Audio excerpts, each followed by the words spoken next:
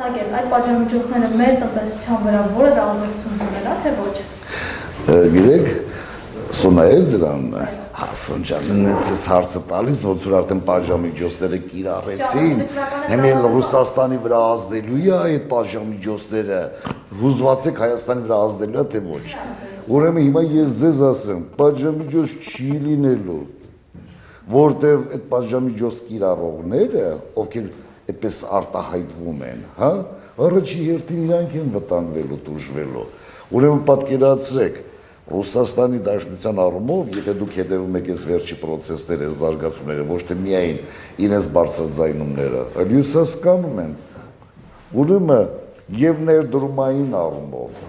եւ ընդհանրապես գործընթացները, տնտեսական զարգացումները, իրական դաշտի, ասենք, զարգացման առումով, առաջի հերթին իրենց կապիտալն է տեղադրված Ռուսաստանում, ասենք, ցանկացած, ասեք, սանկցիա ըստ էության բումերանգ է եւ առաջի հերթին հարվածելու է արձակուղին, դուք հասկացաք, այնպես որ հիմա սկարեւ սիվո դա հետապնդում է քաղաքական նպատակ, այսինքն այլ ընտրանք չունեն, այս Ղրիմի դեպքերից հետո իրանք ասում են, հա,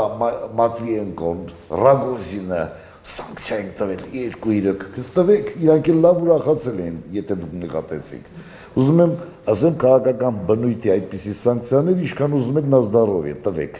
Հասկանում եք, իսկ ինչ վերաբերում է տնտեսական սանկցիաներին, չի կարող դա լինել։ Իսկ հիմա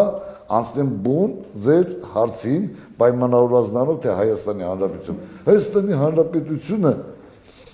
փոքր խեղճ, փոքր երկիր է։ Մի նկարանեք այդ պահը, էլի։ Ուզում ասեմ փոքր երկիր է, տեսեք, առավել ևս 13 թվականին 12 թվականի համեմատ, ուրեմն մեր մոտ ուղղակի օտարերկրյա ներդրումները 62%-ով պակասել են։ Այսինքն այն ժամանակ էլ մի արտակարգ բան չի եղել, հիմա էլ այդքան էլ պակասել է։ Հիմա էլ սանկցիա պետք է լինի, եւ պայմանավորված այդ սանկցիաներով Հայաստանի Հանրապետությունը շատ պետք է այդպես վտանգվի, տուժվի։ Առանց այդ տուժված է, էլի չեք ուզում։ Այո, եթե հանկարծ կիրառվեն պատժամիջոցները, մեր տնտեսությունը կտուժի։ Հա, շատ էլ ասել է, ես ձեզ էլ հակառակ բանն եմ ասում, հանգիստ եղեք։